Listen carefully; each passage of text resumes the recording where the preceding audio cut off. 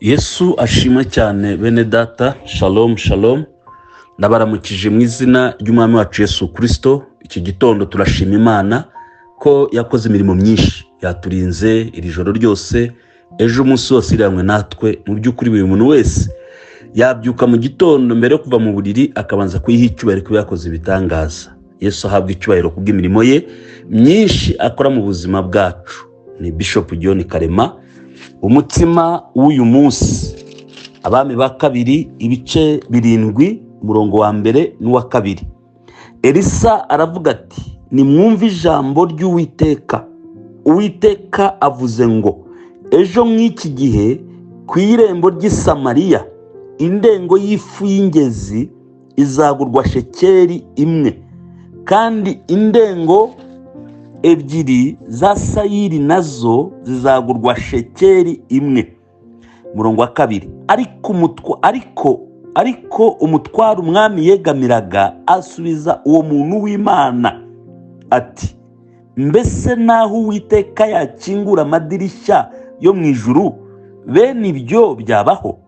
Aramusubiza ati, uzabirebesha amaso ariko ntuzabiryaho. Imana idufashe. Uyu ni umutsima w'uyu munsi tugiye gusangira muri iki gitondo. Ijambo ry'Imana rivuze ibintu byinshi muri iri jambo. Icya mbere, hagaragayemo kugaruka kw'ijambo ry'Imana i Samariya. Icya kabiri, hagaragayemo umuntu w'Imana uzanye ijambo ry'Imana ari we Elisa. Icya gatatu, hagaragayemo umuntu wumva ijambo ry'Imana kadashoboye kuryakira. Elisa hano yari ahagaze mu bikomeye i Samariya, ariko atumwe ijambo ry'Imana. Yarahagaze mu murwa umaze igihe kinini ufite inzara ikomeye, ufite inzara twavuga ngo urenze akagero, ariko aza bazana ijambo ry'Imana kandi mu gihe gito cyangwa kigufi. Iyo bavuze ngo ejo nk'iki gihe, biba bivuze ni hagati y'amasaha 24 ngo Imana izaba yakemuye ikibazo cyari cyamaze kurenga urwego ndengakamere cyangwa se imitekerereze y'abantu. Kubera iki? Reka mbabwire ibintu nka 3 byerekana ko iyi nzara y'i Samariya yari irenze gutekereza kw'abantu. Icya mbere, iyi nzara yari amaze gutuma bazirura amategeko y'Imana cyangwa umuco. Mu muco, mu mategeko, ntabwo indogobe yaribwaga, ariko kubera ubukana bw'inzara y'i Samariya byageze ku rwego indogobe, igice cy'indogobe kiribwa ku giciro kiri hejuru.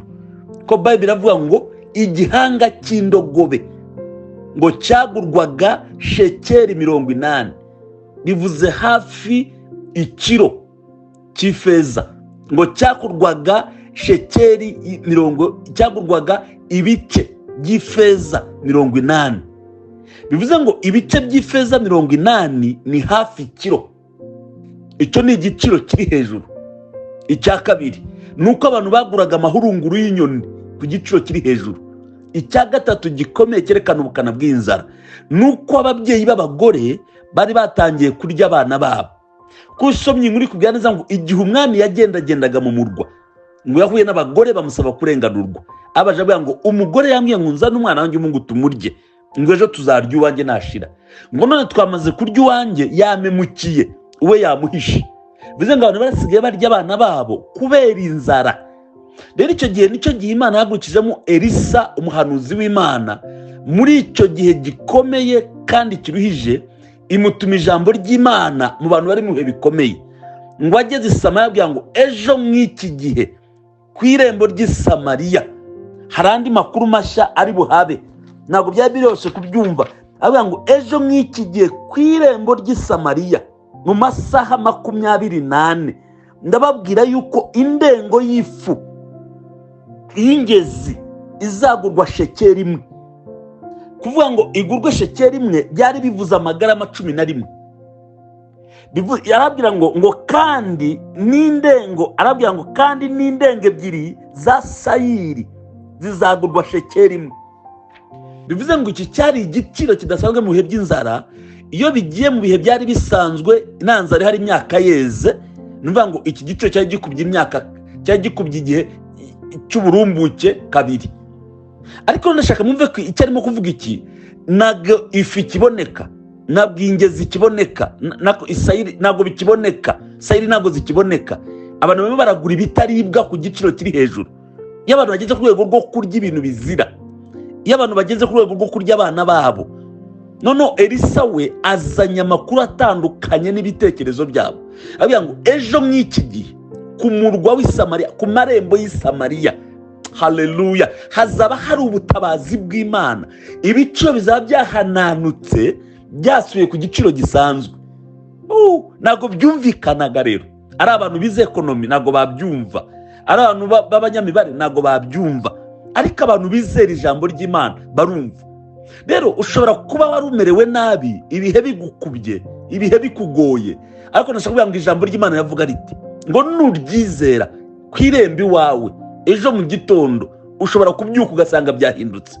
Nubyizera ejo mu kazi kawe ushobora kubyuka ugasanga byahindutse. Niwizera mu rugo rwawe ushobora gusanga byahindutse. Niwizera mu mubiri wawe, mu magufwa yawe, mu buzima bwawe ushobora gusanga byahindutse. Niwizera muri bizinesi yawe bishobora guhinduka. Ngo ejo mw'iki gihe ku irembo ry'i Samariya indengo y'ingezi, indengo y'ifu izagurwa shekeri imwe. Cyari igiciro abantu batinze kumva mu matwi.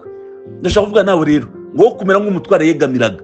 Hari abantu baba mu ijambo ry'Imana bazi kurisoma, bazi kuryumva, ariko batajya bemera gukora kwaryo.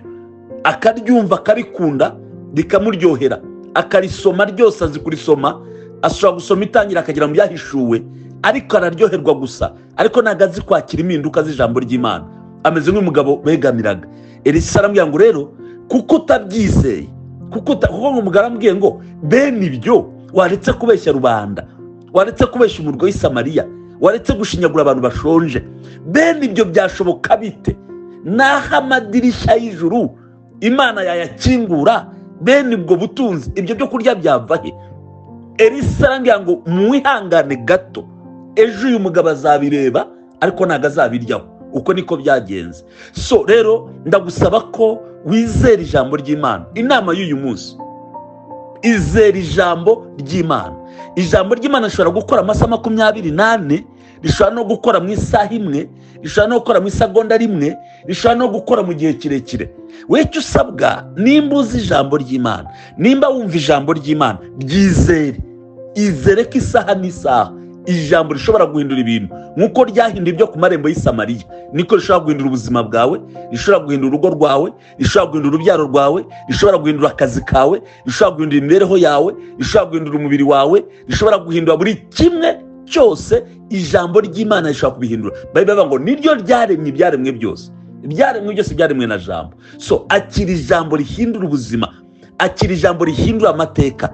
Ibyari byarakomeye iwawe bihinduke nko ku irembo ry'i Samariya, mu izina rya Yesu Kristo. Ibyari byarafunze amarembo yawe akinguke, atarakinjiramo umugisha, atakinjiramo ibyishimo, amarembo atakinjiramo amahoro, amarembo atakinjiramo ibitwenge, amarembo atakinjiramo ubuzima. Uyu munsi akinguke, yakira izindi nkuru nshya, yakira ubuzima bushya, wakira ibyishimo bishya, wakira amahoro mashya, wakira imibereho mishya, wakira ubutunzi bushya, wakire guhemburwa gushya, wakira ubusabane n'Imana mu izina rya Yesu Kristo. Imana ya Isiraheli, Imana y'imbaraga, Imana ya Elisa avuga, Imana yatabaye ku murwa w'i Samariya, iyo ngiyo igutabare mu izina rya Yesu. Mu masaha 24 Imana igusubizemo ibyiringiro, Imana igusubizemo ubuzima, Imana igusubizemo imbaraga, Imana ikore ibitangaza uyu munsi wa none, ikurinda amasaha 24, ikurwanirire, ikwiyereke, iguha umugisha. We kumera nk'umutwaro wegamiraga wumva ko bidashoboka, ijambo ry'Imana rirashobora, ijambo ry'Imana rirakora, ijambo ry'Imana rirahindura.